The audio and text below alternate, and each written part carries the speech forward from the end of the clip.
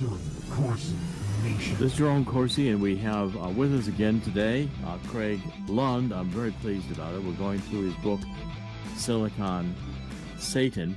It's a novel. Cregg, how are you? Good, good. Thank you. And this book is, I think, extremely important. We are also featuring Cregg on the homepage of CorsiNation.com.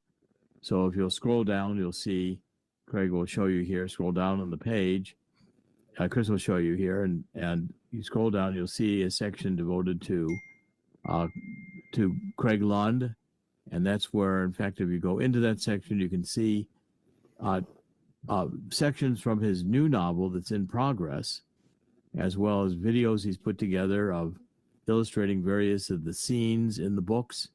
The videos are really good. I'm very pleased with how they've come out, and they give you a whole new dimension of appreciating how Cregg is visualizing the novel as he's writing it.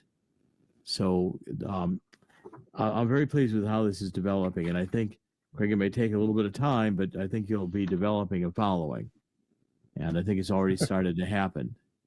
You know, if you put your an email address on here, if we get that put in here, you can get it to Chris. He'll add it. People can start corresponding with you. Yeah, the best way is just info@siliconsatan.com. Okay, we'll add that here. If you want to correspond with Cregg Lund, you can do it at info@siliconsatan.com.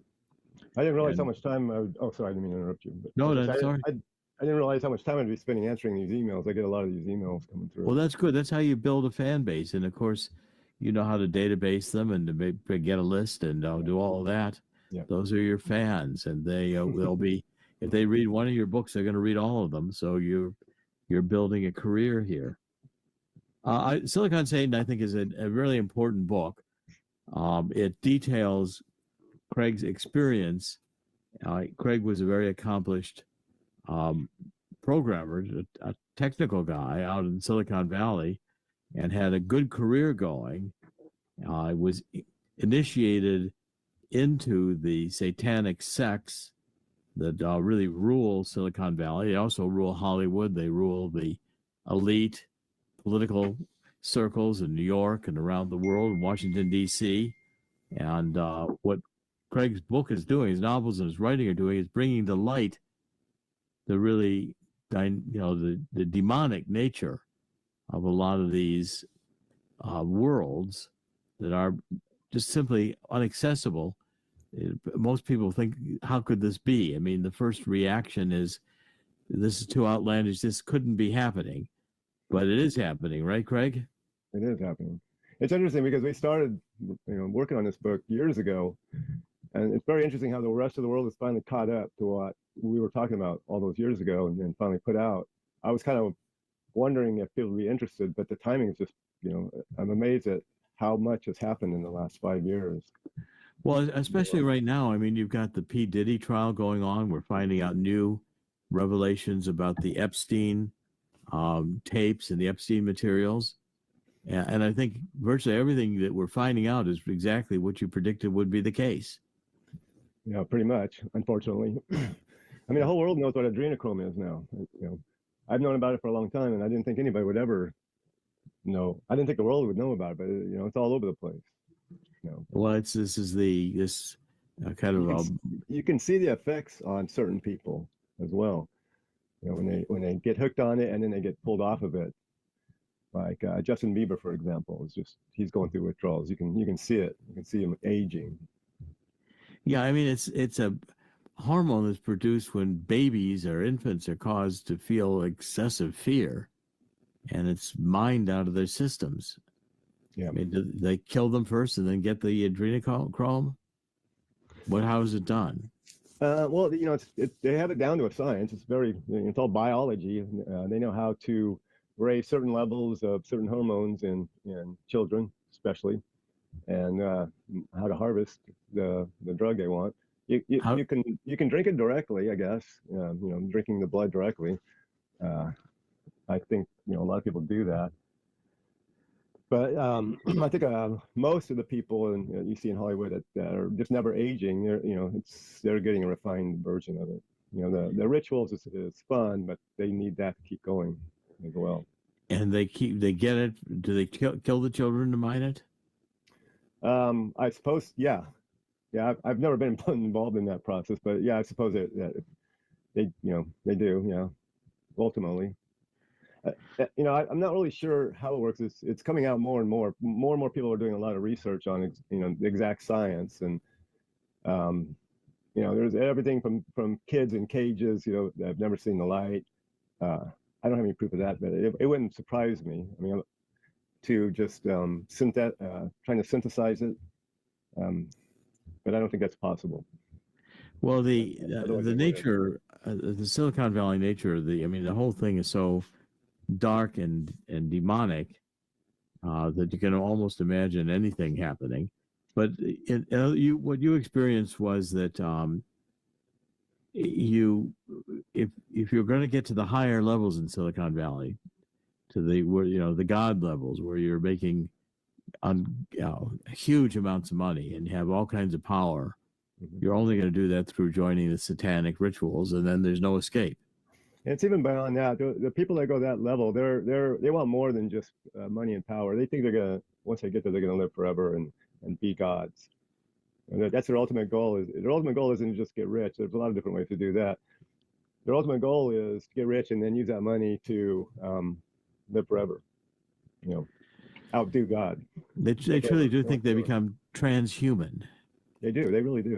They really believe this. This is you have to get, like you were just saying, you have to have an imagination to even understand what they do daily. It's a whole different world. It's a whole different world, a whole different species. Yeah, and you managed to escape from it, of course, at great cost. I mean, they just about ruined you, and the psychological damage is probably permanent. Yeah, being there is what ruined me. Getting out is what saved me.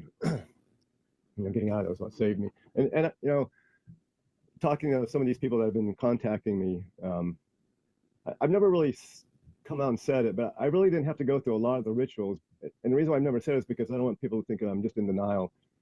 But my path was a little bit different, just because I wasn't really trying to get to that point. I was an engineer, and I wanted to build things. I was a really good software engineer. I did a lot of really good systems, really good designs. I was a visionary in technology. So there's a lot of the rituals.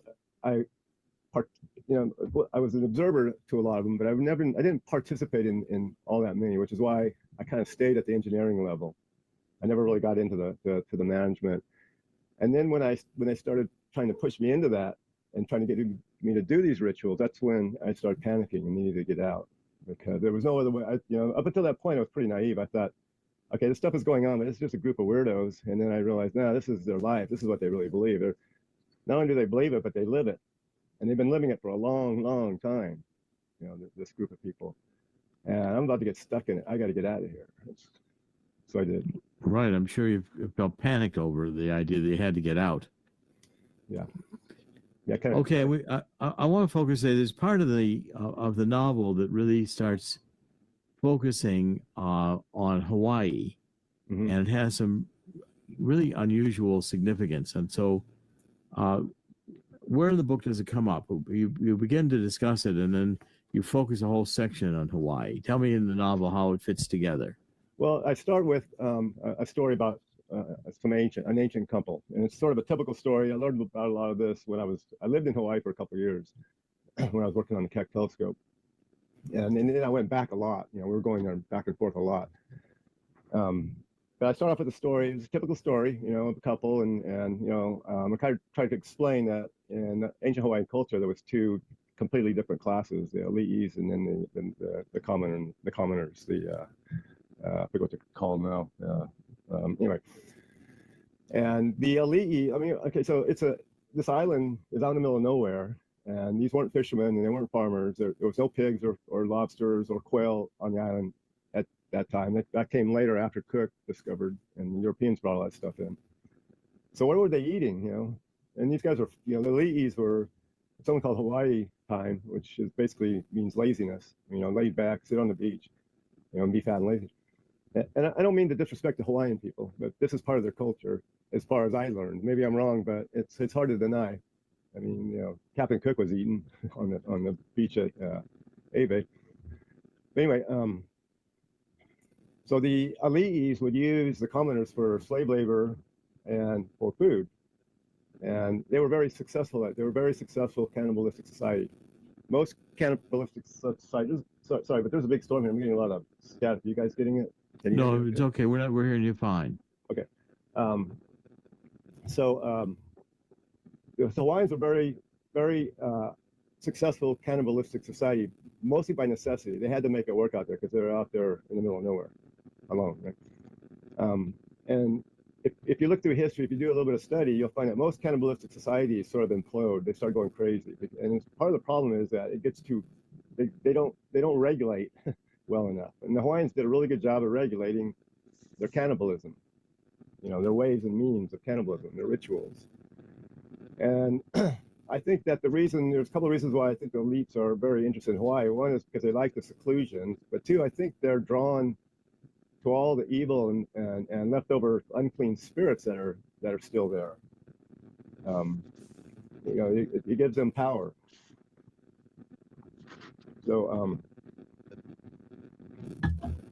there was a ritual that I got invited to out there. And looking back, I understand now why they like having those blood rituals out there. It's because there's a long history of them out there. They have everything spiritually speaking, they have everything they need right there. I mean, it's hard to do that same kind of thing in, you know, say Flagstaff, Arizona, you know, or even Las Vegas. That, you know, there's no history there. There's no depth there to what they're doing. So that's where Hawaii plays in. And you look at these Maui fires and all that, and it appears to me that they're cleansing the islands. Or a lot of them, you know, I know like Larry Ellison, the guy you've been seeing talking about the surveillance state. He owns the entire island of Lanai. Actually, he owns the company that owns it. It's like a company called CTS or something like that. And the only thing they don't own are the municipal, the little spot where all the municipal buildings are. But who gets to own a whole? Everybody wants to own an island, but who gets to own a whole Hawaiian island? Right? And right. You hear about Zuckerberg, everybody else are building bunkers out there. And it's a perfect spot because most of the bunkers are already built. There's lava tubes everywhere. We did a lot of lava tube exploration when I was there, and a lot of lava tubes are used as temples and places of refuge, and there's a lot of history in those as well. So when you go down in there, you can feel the thickness of the evil that you know, over the years that took place in there. But not everybody can, but a lot of people, such as myself, when you walk in, you know there's something bad happened here. So Well, go ahead, sorry. You start writing about you go back in history and part of the novel and reimagine, you know, an earlier period of time when before, you know, going back, I guess, hundreds of years. But you have a scene with this woman who has a baby, you know, and you're talking about the two ancient Hawaiians? yes. Yeah. And the baby gets used in a ritual, and they, you know, her name is Hunani, I guess. Is that how you say it? Hunani. And this woman clearly loves her baby. And then they gather in a beach area, and they're going to have a ritual. And suddenly the mother, Kali, begins to freeze in fear. Yeah, she said they've not heard this particular call on the side of the island in a long time. It's the dreaded all hands call. It means the subjects of the house of Hi'oua, including especially young mothers and infants, are to assemble at the temple. And why are they calling us? Kali asks with much trepidation. So why are they calling her? So a lot of these stories I got from, I used to, when I lived in Hawaii, I would hang out with a lot of the older folks, the older Hawaiians. I mean, they were very old when I was there.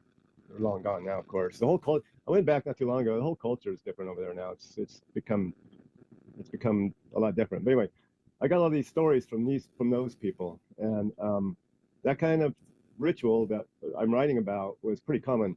So, and again, I don't want to disrespect the Hawaiians. This is the stories that were passed to me from their elders.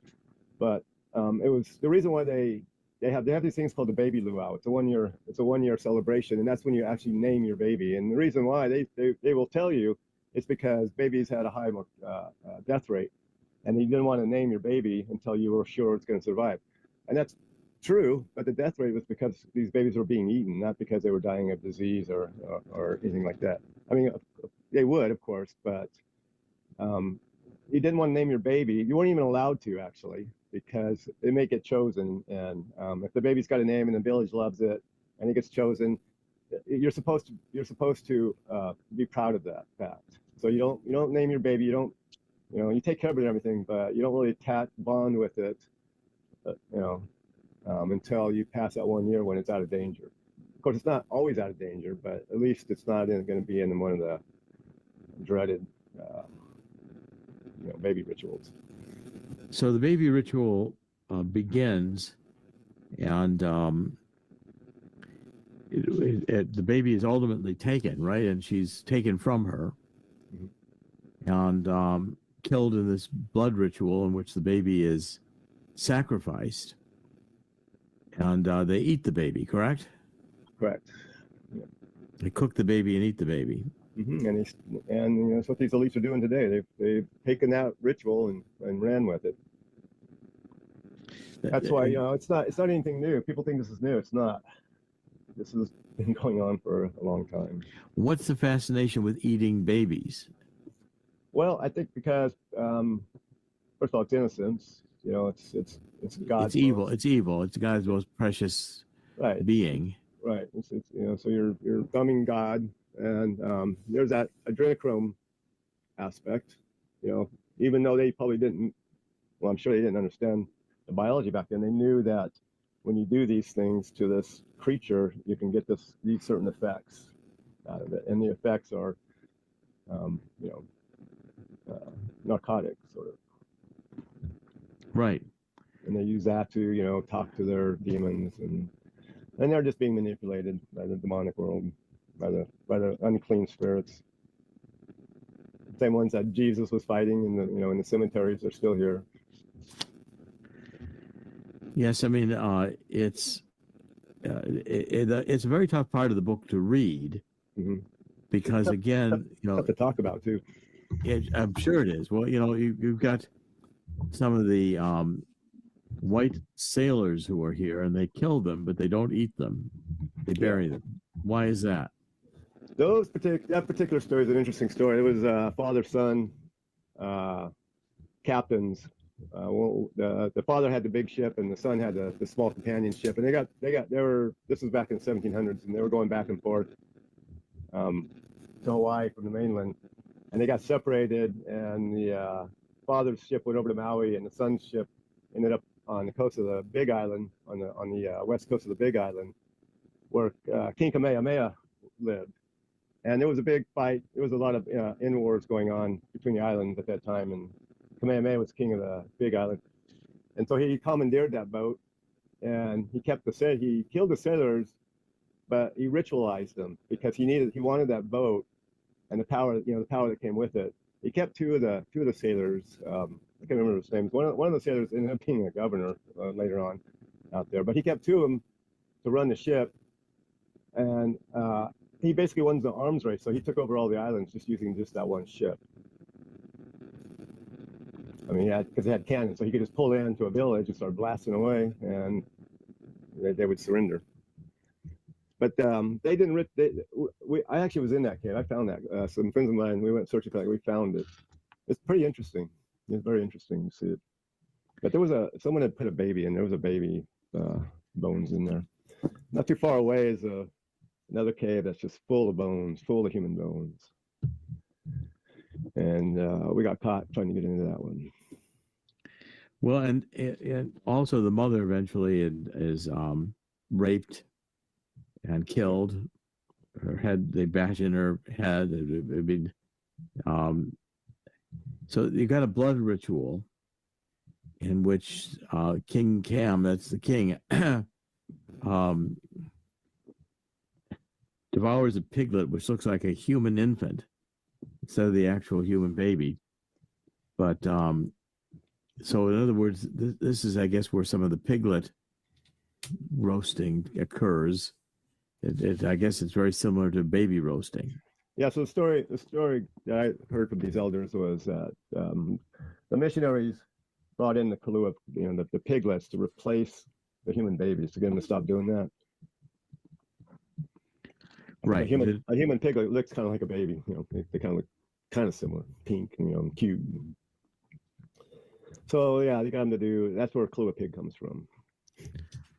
Again, I really like the Hawaiian culture. I like the Hawaiian people, and well, it's a dark aspect of the Hawaiian culture, but again, it is an evil that is now carried over into the current Satanism that dominates the P. Diddy class and this whole group of people. That I guess the two common themes to all of this are certainly rampant sex, but a lot of pedophilia and a fascination with death and killing babies and eating babies.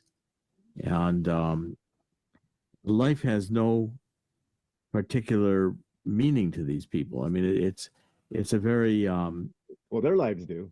Their lives do, but everybody else is expendable, and they feel like they have complete license to cause them fear, and then to kill them and eat them. And it's almost like they want to gain their energy by eating them. Yeah, and something that's always kind of perplexed me is the Hawaiians. Well, first of all, how did they get there? There's all kinds of theories how they got there, but how did they bring these rituals over? Because these rituals didn't originate with the Hawaiians. The Hawaiians adopted them from somewhere else, because they've been, like I said, they've been doing this, since Nimrod's day. So how did they get these rituals? How did they figure this out? Well, I think they were taught it. And so the question is who taught them when?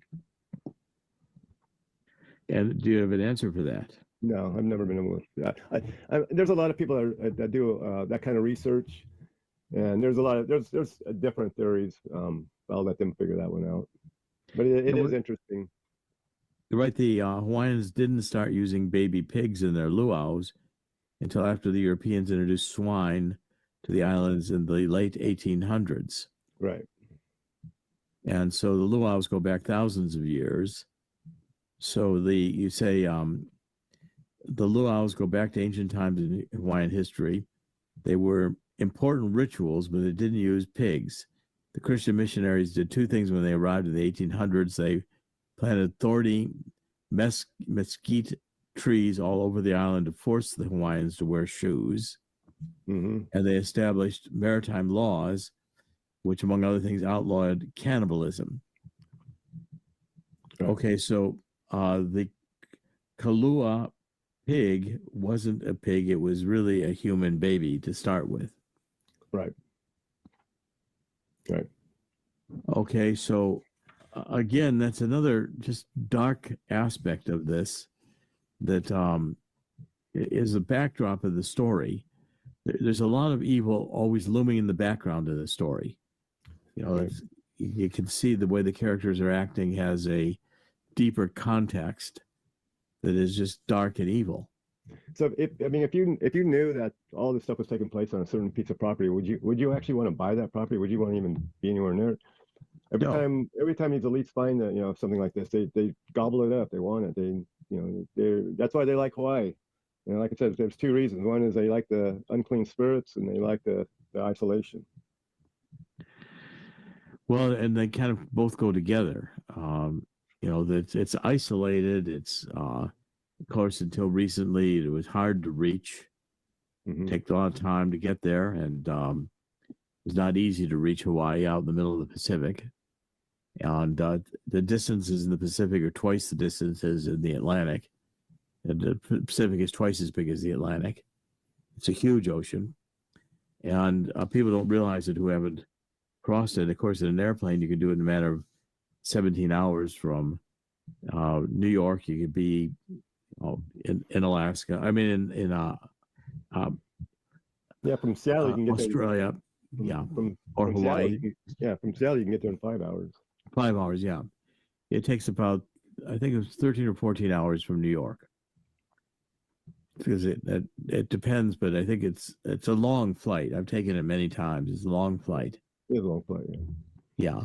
Okay, so you know the nature of all of this is intertwined with the sex, which goes, you know, there's constantly kind of casual sex among all the people, but the characters just seem to relate to each other. You know, right after you do the Hawaiian scene, you've got a scene with Raj and I guess it's Sloan, and you know they're just basically having sex. But the point is, it's the graphic aspects of it. So he's having sex with someone else, with another woman. He's thinking about Sloan at the same time, which is his girlfriend. And Raj becomes obsessed with Sloan throughout this. From the time that their children have their very first sexual experience when they're both quite young. So this is, you know, again, the sex theme runs through it as just normal. I mean, it's just every day.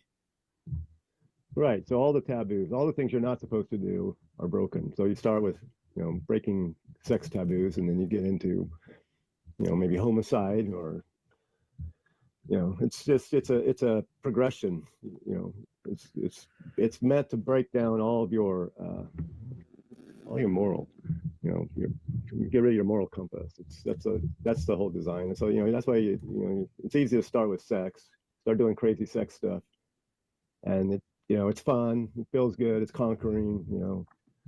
There's a lot of drugs, a lot of sex and drugs. These three guys that were on the train recently with cocaine, that doesn't surprise me at all. I didn't write too much about the cocaine, but cocaine was everywhere. We used a lot of cocaine. You're talking about the Macron and the incident on the train with the cocaine. That clearly, surely looked like cocaine, and the way he snatched it up looked like he was trying to, you know, make sure nobody saw it. Of course, it was in plain sight. Yeah, that's part of the. I don't know if it's cocaine or not. I mean, they look like a spoon, but I can't imagine those guys carrying it in a baggie. But yeah, why not? Yeah, why not? Nonetheless, it's, you know, it was cocaine. Cocaine was pretty common. It was, you know, a lot of these orgies start with ecstasy, Molly, and then to keep the ecstasy going, you do cocaine, and then when you're done, you want to go home, you take Valium, go to bed. Okay. So I guess Raj is having sex, I think, in this scene with this is right after with Meryl's there, and I guess it's what, Clara is this one, and you know, the mother, with the camera, has a camera, puts a camera down and lays him back on his back, Raj, and crawls on top of him. And then the part of it that seemed to me, you know, she sounds horny right now, Raj, the quaaludes are finally kicking in. Oh, you're talking about the scene on top of the barn roof when they're... Yes, the top of the roof. Yeah. Then she pulls a vial of cocaine from her front pocket, takes a small Coke spoon that is hung on a chain around her neck, and digs a few snorts of Coke for them. When Stephanie holds the spoon to the nose, it makes her breast look even smaller, and he's comparing her breast to Sloane's breast. I mean, the whole thing is, you just get lost in this, and it's not, you know, it's not written to be pornographic. It's written to be,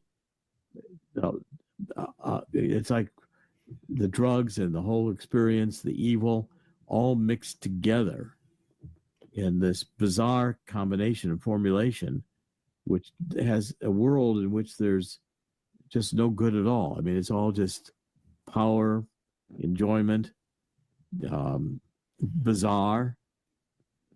That's kind of why I had to throw in, when I was writing the book, I was like, well, where do I begin? Where does this story begin? And I kept going further and further back, because it really did start, you know, with the horse ranch. You know, everything was, if I go back, if things had gone different at the horse ranch, then I never would have got that far. So I had to start there, and then I had to bring in the outlaw bikers, because that was a big influence. And it kind of just shows the pattern that is really easy to fall into. It's not like I was trying to make it happen. And I'm not the only one. There's a lot of guys, like a lot of men and women like me, that were going through this. And, you know, a lot of them bailed early, before they, for an orgy will scare a lot of people away. Just one orgy, and that's, they're gone. You get through your first orgy, it's kind of weird talking like this, but you get to your first orgy and you kind of feel, better about yourself. And then you move to the second one. And then you do the next thing, and the next thing, and the next thing. Well, you get desensitized. Yeah. So what made it easy for me is because all this kind of was started, real early in my life, real early in California at a horse ranch in the 60s and 70s. It's drugs and a lot of girls around, a lot of women around, a lot of, it was actually fun. The horse days and the Harley days were fun. And Silicon Valley was fun, but at the same time, there was just this constant, I don't know, hook, this evil. Well, you're right here. This on page 285 say growing up on a ranch meant learning how to pound a nail in straight before learning how to ride a bicycle. Good but hard work was easy to come by for Raj, and life in a small California coastal college town had potential for a bright future. Raj kept looking forward. Horses and Harleys were behind him. Then he landed your first good job, and then you moved. You were mending fences, etc. And you're getting into this new setting in Silicon Valley, and realizing that it's a different world, and they're putting behind the ranch, but the ranch environment and all the casual sex and all the, the easiness of the life. I mean, California is a beautiful place. It's very warm and comfortable. It's certainly not like living in New Jersey or Wisconsin or Minnesota. It's an easy life. But you had carpentry skills. You learned how to work on a ranch. You were around horses, so you knew that life very well. And the Tennessee Walkers are beautiful to horses, and probably one of the more elegant horses in terms of, how to ride them. You don't bounce up and down as much. They're very gentlemanly horses. Mm-hmm. So, the switch from that life into Silicon Valley had to be jarring, but the commonalities between the two, especially the sex, the easy life, the kind of going with it that happens, one thing leads to another. Pretty soon, I mean, it's like Raj seemed to have sex with all the women on the ranch, and that never quit. But none of the relationships were ever developed very deep. They're all very superficial in many ways, except for maybe the relationship with Sloan, which had a very kind of almost like a pathological, psychological addiction to one another. Yeah, it was twisted. Somebody should have intervened. Some adult should have intervened real early, and split them up, set them straight. But yeah, well, instead they were encouraged, actually. And also the transition from horses to Silicon Valley. Remember, Silicon Valley back then was a bunch of good old boy engineers. So the transition wasn't those type of engineers. If you think way back, the Heathkit kind of guys, with slide rule in their pocket. They weren't sophisticated at all. They wore short sleeves and bow ties. And it was when the business people came in and took over, when everything changed. Yeah, it became the power group that took over. Yeah, right. I mean, it's like, okay, so we're reading about Jeffrey Epstein, and now more is coming out about Epstein. Mm-hmm. We're clear that he was really intelligence operative, and he was bringing all these people into a compromising situation with sex with underage minors and videoed, and they were then used for blackmail, powerful people. And I'm sure P. Diddy was somewhat of the same thing, but it created a whole culture. And Jimmy Savile over in the UK, and I forget there was another guy, same thing in Australia. I can't remember that guy's name. The guy that did all the Save the Children ads and turned out to be a sex trafficker, pedophile. Yeah, and children's porn and all the rest of it. Mm-hmm. I mean, this fascination with children is it's bizarre, but it is one of the common themes. That, and then the drugs, and the use of drugs, and the absolutely no value of God at all. I mean, Satan is real. It's a real entity to these people, and in a conscious kind of presence. I mean, they almost think that they can, build a structure somehow or other, invade heaven and kill God. Mm-hmm. Is one of the great. I mean, and that's serious. I mean, that's just not nonsense. They build a Tower of Babel, and eventually we'll reach heaven and we'll invade heaven and we'll kill God. Mm-hmm. They believe it too. They don't really believe it. They don't really believe it, but they're working on it. Yeah, they're working on it. Yeah. They're still working on it, right? Yeah.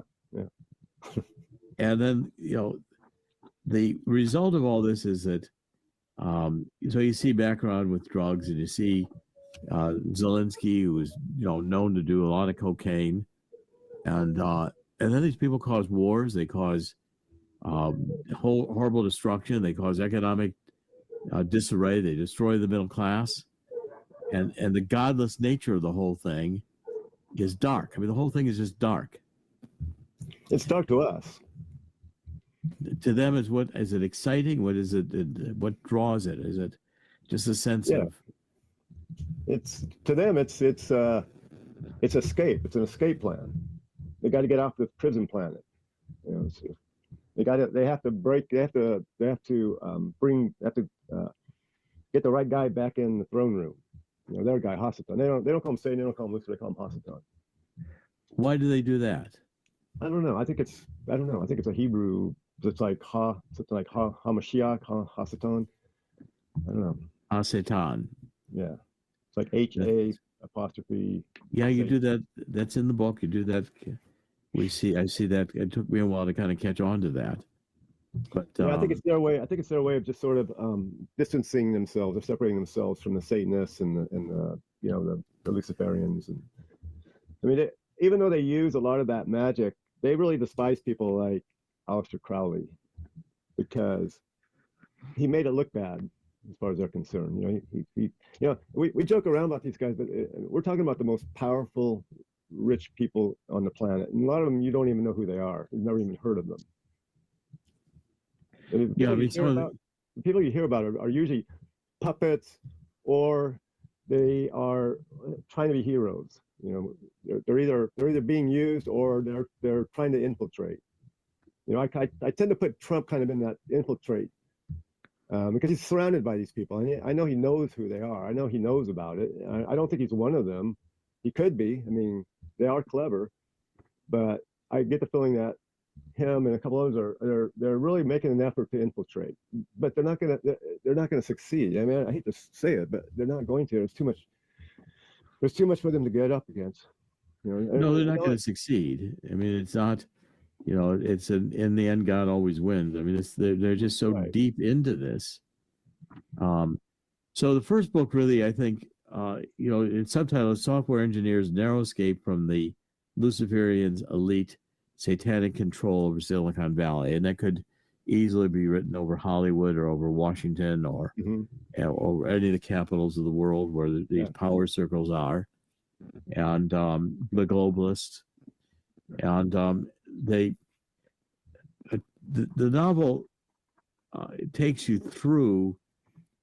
It's really a novel of awakening, in that Raj, through it all, begins to see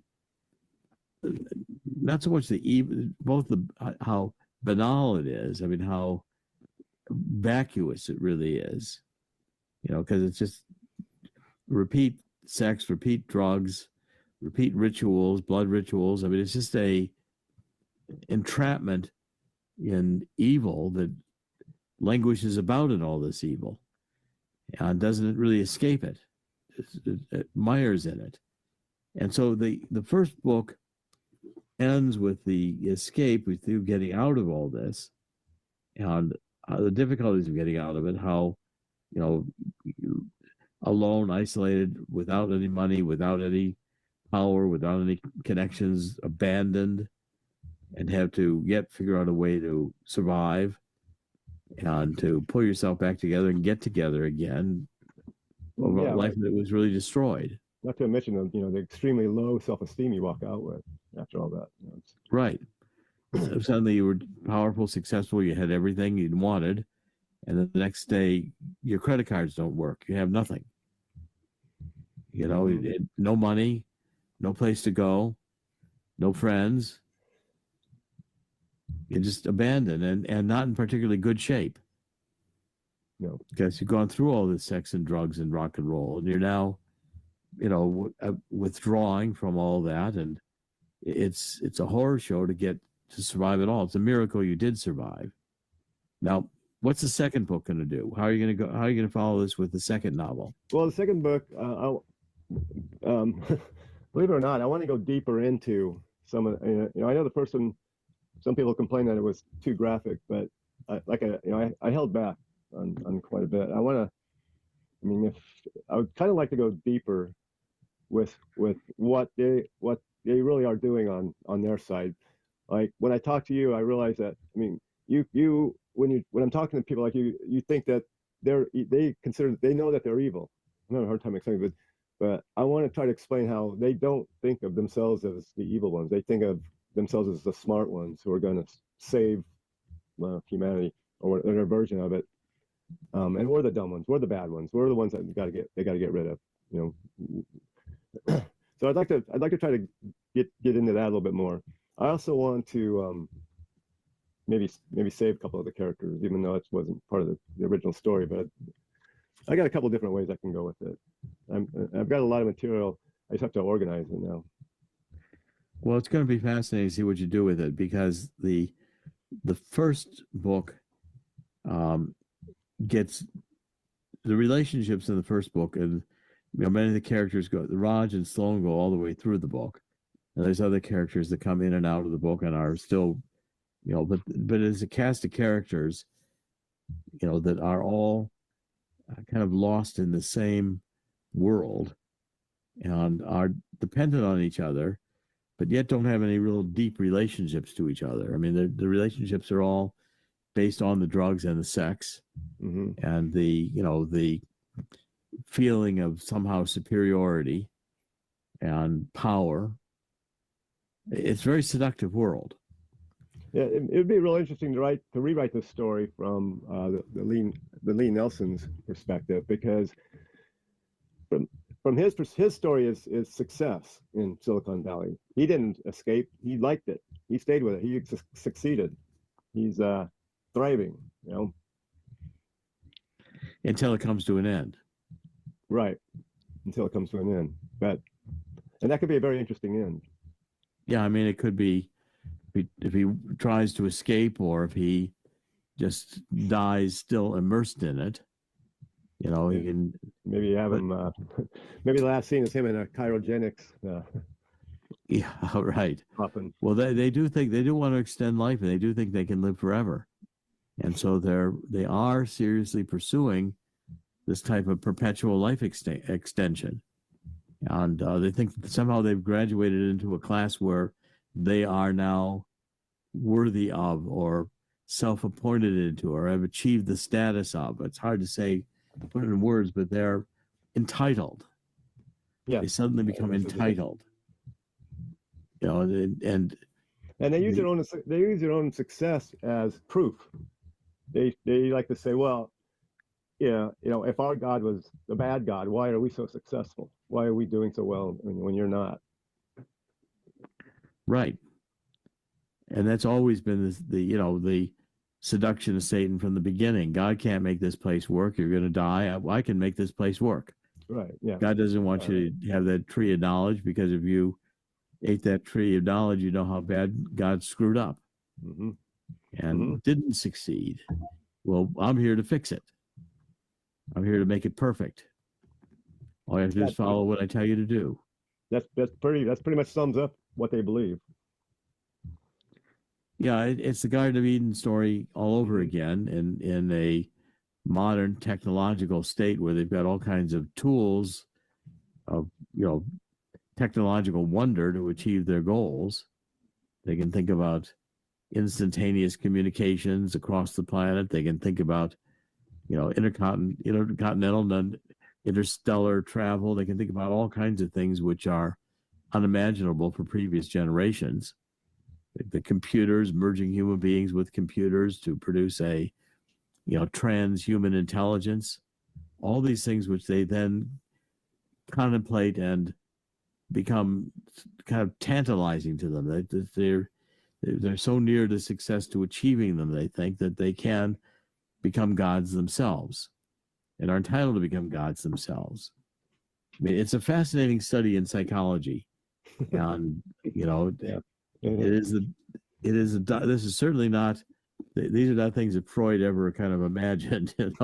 There's a world that is created today, and it does revert back to pagan orgies and pagan gods and all the rest of it. But it's in a modern world with the technological advances we have, it adds a new dimension to it. And these people do feel truly capable of doing things which in previous generations would have made them look like gods. Mm-hmm. They show up in the 1500s with a cell phone, able to use it to communicate. You're going to be considered to be a god. Yeah, show up with a big lighter. Yeah, show up with a big lighter, right? So it's the same thing. And so we have achieved a lot as a species, but the fundamental nature of the human condition has not changed at all. And we all are mortal. We're all going to die. We all have to suffer through life and learn and grow. And either you do or you don't, but it's not measured in terms of material success. Here, everything's measured in terms of material success. And it's just startling to me, and it hit me over and over again in reading your work, that these people really do envision and see and experience Satan as real. So it's not conjuring mysteries or, this is something they experience daily. They see it. Mm-hmm. And they live it. Well, one thing that I've learned going through this exercise with you, I was scared for a long time. I hid for a long. Like I said, you can't really hide from them. You just have to stay off the radar. So I kept a really low profile for a long time, which is kind of hard to do because I want to do things. I want to build stuff. I wanted to, build the next killer app, that kind of thing. But anyway, one thing I learned is that there really is truth in the power of Jesus Christ, because if I had not gone that direction, if I had not confessed and gone through all those rituals, those counter rituals, then they would have. I wouldn't be able to do this. I'm proof that they can't touch people like me who confess and turn their lives over to Jesus Christ. They can't get to me anymore, and I'm quite certain of that, just because I'm protected now. Before, I kind of thought I was kind of a Christian, but not really. I mean, I believed something, but that's not very powerful. You have to really believe hard. We hadn't gotten to the depths of it. It was superficial. Yeah. As I read it, most of the things you believe were superficial. I was a Christmas Christian. Yeah. Christmas Easter Christian. You show up at Christmas and Easter and go to church. Right. Yeah, but the depth of what it meant, or the experiencing of it, you hadn't done. Yeah. And you had to go through this darkness to get there, which is so interesting. The recent Where's Wally Part 2, he goes through an exorcism, and I kind of went through that. That's why I put that out there, is because that's kind of started me on my road to recovery, was running into these guys, and they dragged me in there one day when I was playing volleyball, and they called me up and wanted me to come in, and they did an exorcism. I mean, they didn't call it an exorcism; they called it demon casting, but it worked. Yeah, it did. All right, well, we're going to wrap it up. Okay. Thanks for joining us again, and we're going to do more of this. We're going to do more of it. I want people to read the book and communicate. You can do info at siliconsatan.com and communicate directly with Cregg. Read the book, ask him questions about it. I say it's a good idea to have a copy of the Bible by you when you read the book. But it's the whole point here is that we as long as this remains hidden in the darkness, we can't defeat it. Right. The light of day shining on it, we have an opportunity to expose people to what this evil is all about. So conscious decisions can be made not to go there. We begin to see why moral rules are put into place. Because once these barriers are broken and you cross over into the dark side, this is what it begins to look like. And so therefore it's a warning, and it's well written. Your writing has improved dramatically. I mean, we began working together almost 6 or 7 years ago. So it's taken time, and it's not been an easy decision on your part. You've had many starts and stops, but it's now happening, and we'll continue to do this, and we'll continue to talk about current developments and things that we see in the world, real politics. We've now got a Catholic Church that is struggling as to whether it's going to continue with the LGBT and its agenda. We had a Pope Leo the 13th who saw Satan coming into the Catholic Church, and now a Leo the 14th. Now we got to see whether he's a continuation of the same or where we're going from here. But, again, I think the Church realizes, like the Democratic Party does, that it may have gone so deeply over to the dark side, there's no coming back. And they become suicidal. Well, you can always get back. You can always come But back. you have to decide to come back. You have to You have to seek redemption. You have to make a decision. You have to confess. You have to. The only way it can get through was to sit down and to start confessing it. Yeah. Well, Craig, I commend you for going on this journey and sharing what you have, and I want to continue these broadcasts so we illuminate different parts of the book. Okay. And encourage people to take a serious read of it. And thank you for joining us. And this is Dr. Jerome Corsi, CorsiNation.com, and ending a program like this, I'd like to remind everybody that in the end, God always wins, and God will win here too.